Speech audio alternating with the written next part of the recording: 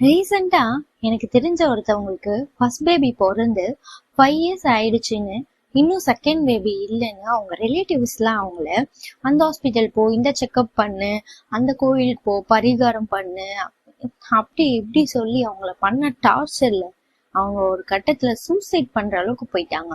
ஒரு பேபிக்கு அப்புறம் இன்னொரு பேபி பெத்துக்கலன்னா அவங்கள கிட்டத்தட்ட ஏதோ ப்ராப்ளம் இருக்கிறவங்களாவே இந்த சொசைட்டில இருக்க பல அறிவாளிங்க நினைச்சிட்டு பேசுறாங்க.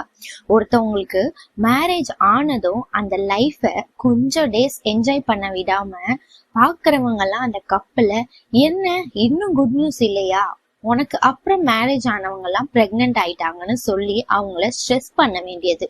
அப்புறம் குழந்தை வந்த அப்புறம் உடனே நெக்ஸ்ட் பேபி எப்போன்னு ப்ரெஷர் பண்ண வேண்டியது.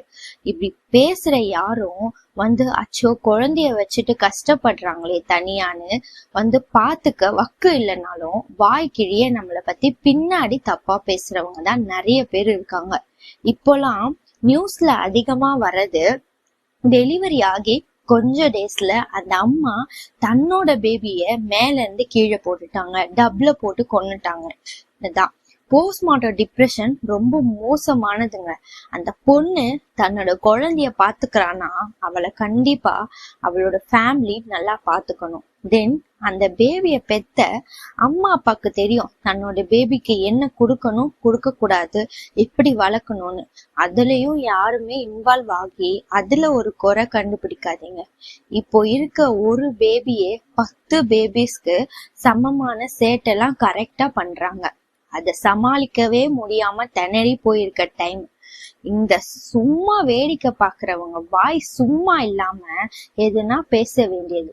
இப்படி பேசுறவங்க எல்லாம் அந்த பேபிக்கு எதுனானா ஹாஸ்பிட்டலுக்கு செலவு பண்ண போறது இல்ல, எல்கேஜில இருந்து அதுக்கு லேக்ஸ் கணக்குல ஸ்கூல் ஃபீஸ் கட்ட போறது இல்ல. எத்தனை குழந்தை பெத்துக்கணும்னு ஒரு ஹஸ்பண்ட் அண்ட் ஒய்ஃப் தான் முடிவு பண்ணுவாங்க. அது தவிர அந்த பையனோட பேரண்ட்ஸ் ஆர் பொண்ணோட பேரண்ட்ஸ்க்கு கூட டிசிஷன் எடுக்கிற உரிமை இல்லை. சப்போஸ் ஒரு கப்பலுக்கு குழந்தையே இல்லைன்னாலும் அத ஒரு குத்தமா பேசாதீங்க. மேரேஜ் ஆகி பேபி இல்லாம 60 வயசுல குழந்தை பெத்தவங்களும் இருக்காங்க. குழந்தை இல்லைனாலும் 60 வயசு ஆகியும் ஒருத்தருக்கு ஒருத்தரை விட்டு கொடுத்து நல்ல அண்டர்ஸ்டாண்டிங்ல லைஃப் அருமையா வாழறவங்களும் இருக்காங்க. அவங்க லைஃப அவங்க வாழ விடுங்க. அத ஒரு குத்தமா பேசி அவங்கள கஷ்டப்படுத்தாதீங்க. உங்க வீட்டுல உங்க லைஃப்ல என்ன நடக்குதுன்னு பாருங்க. எப்போ அடுத்தவங்க வீட்டுல அவன் லைஃப்